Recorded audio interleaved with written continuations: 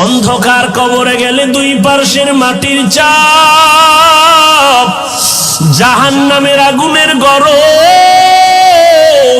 হাসরের ময়দানে সূর্যটা মাথার উপরে চলে আসবে। ওই সূর্যের গরমে মাথার মগজগুলো টাস টাস করে ফেটে যাবে। নবীরা পর্যন্ত যাদের কোনো গুনাহ নাই, শুধু কান্নার আওয়াজ। উম্মতেরে ভুলিয়া কাঁদবেন, আল্লাহ আমারে বাঁচাও। আম্মা জান আয়েশাও কাঁদেন, ও নবী তখন আপনার কি উপায় হবে? মায়ার নবী বলেন, আমি আল্লাহর আদালতে মাকামে মাহমুদে সিজদায় পড়ে কাঁদবো। সব নবীরা কাঁদবেন, আল্লাহ আমাকে বাঁচাও। আমি আখিরি নবী, একবারও বলবো না আল্লাহ আমাকে বাঁচাও। আমি সিজদায় পড়ে আমার মালিকের ডাকবো আর বলবো, হে মালিক আমার উম্মতের বাঁচাও,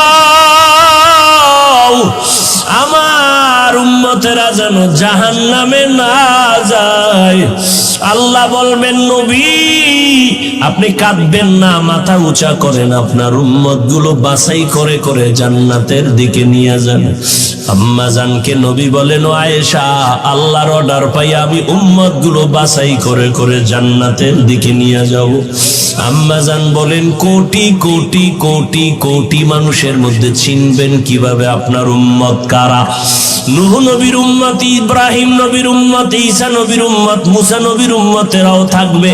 মায়ার নবী বলেন, ও আয়েশা আমার উম্মত যারা 5 বেলার ওযু বানাইয়া নামাজ আদায় করেছে, তাদের ওযুর জায়গাগুলো নূরের আলোতে চমকাইতে থাকবে। আমি নবী দেখে দেখে তাদেরকে হাউজে কাউসারের কিনারায় দাঁড় করায় দিব।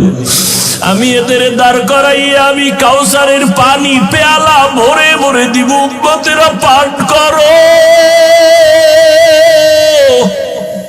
ময়দানে মানুষগুলো দাঁড়াবে উলঙ্গ, সূর্যের গরমে কলিজাটা ফেটে যাবে, পানি পানি বলে চিল্লাইতে থাকবে।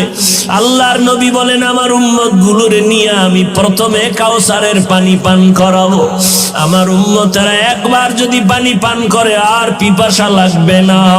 ও আল্লাহর বান্দারা, যখন পানি পান করাইতে করাইতে করাইতে সিরিয়ালে উম্মতেরা লাইনে দাঁড়ানো, হঠাৎ দেখবে একটা পর্দা পড়িয়া গেছে। আল্লাহর নবী বলবেন, ফেরেশতারা পর্দা দিলা কেন? পেছনে উম্মত এখনো বাকি আছে। ফেরেশতারা বলবেন, নবী এই উম্মতেরা আপনার দুশমন।